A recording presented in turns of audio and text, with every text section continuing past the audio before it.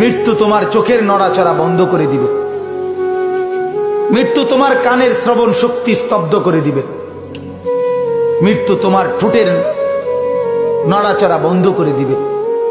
মৃত্যু তোমার জবানের শব্দ উচ্চারণ আওয়াজ বন্ধ করে দিবে। মৃত্যু তোমাকে তোমার কণ্ঠস্বর স্তব্ধ করে দিবে।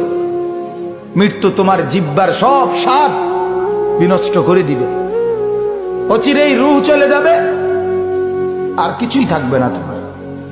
না কানের শ্রবণ শক্তি, না নাকের ঘ্রাণ শক্তি, না চোখের দৃষ্টি শক্তি, না চামড়ার অনুভব শক্তি, না পায়ের চলার শক্তি, না কল্পনার বিবেকের দিমাগের চিন্তা ফিকিরের শক্তি, কিচ্ছু থাকবে না।